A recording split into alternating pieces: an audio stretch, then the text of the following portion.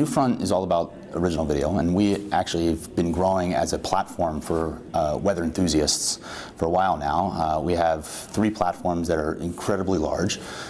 We have 100 million UVs on the website. We have 100 million app downloaded users, and we have 100 million viewers every month on the TV side. So we've started experimenting with video, and we brought on a new editor-in-chief on the digital side, Neil Katz, from the Huffington Post, and he's brought an amazing vision for what we can do with that platform and that engaged audience. And so at the NewFront, we talked a lot about some of the differentiators that we have, which is live streaming and local video. But the new exciting thing that we announced was 6 new original web series that we're going to be launching with Neil and team over the course of the second half of the year. So we're going to be launching 1 new series every single month. It's going to have 6 or 7 episodes per series, and they're going to be available cross-platform.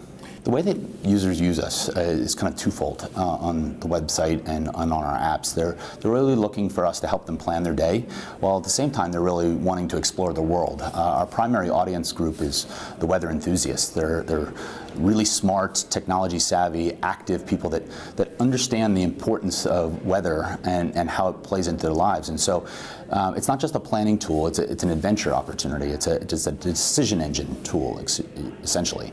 And so over the last 6 months, we've really been using data and experimenting with the various types of content in text and video and photos to see what users really are engaging with. And so what we found is some really interesting things. They're really engaged with adventure. They want to see extreme weather. They want to know about the natural world and how weather is actually impacting the environment. And so seeing all of that and really pouring through the data and understanding the user, we feel pretty strongly that the series that we're going to be launching over the course of this year are going to be really right in the sweet spot of what a weather enthusiast really is interested in. And then considering that we have all this scale across platforms, we have a lot of various hooks, whether it be the home page or the local pages, or behavioral interest data that users are sharing with us based on the way that they use our platforms, that we can actually tease up some of this great content to them at the right time and the right place. We have probably about 35,000 clips inside of our library, and we're producing probably about 100 a day coming just right out of the network. So it's all about that content velocity, but it's not just about what our network can actually provide, and they're a great source and they're providing some really great stuff, but it's also about all of the other interests that people might have, these weather enthusiasts, and how we can bring that in. So we've partnered up with some very good partners like AOL, the ON network, where we're bringing in various types of videos that are associated with the verticals or the lifestyle interests that people might have. So things like golf or fishing and hunting, adventure sports, and users are really gravitating to that stuff. We have the right or the fiduciary responsibility really to keep people safe. And so anytime that there's breaking weather, something that's really life impacting, we have the right via our cable relationships to stream the network live to keep people safe, and we can do that across platforms. A great example of that was back in Hurricane Sandy, or Superstorm Sandy. We streamed it for 3 straight days. We did over 14 million streams. We streamed 3 million hours of content during those 3 days, and we really feel it's an important part of what we do is our mission to keep people safe and make their lives as good and feasible as possible. Today we run pre-rolls associated with the video, and we constantly balance that with the user experience of making sure that we're not delivering too many pre-rolls that interrupt the overall experience, and we're partnering up with great partners to look at sponsored experiences as well, like the 6 series that we were talking about earlier.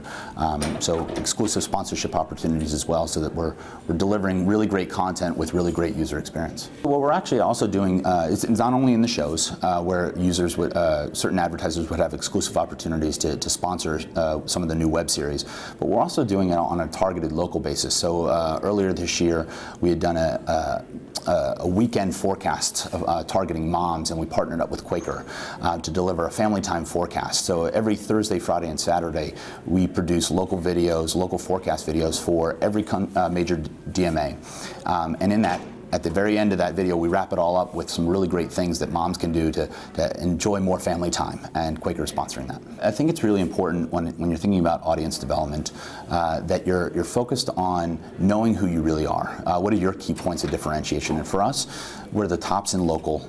We have a great brand. We're keeping people safe. So really focusing in on the differentiation that we have relative to the rest of the marketplace.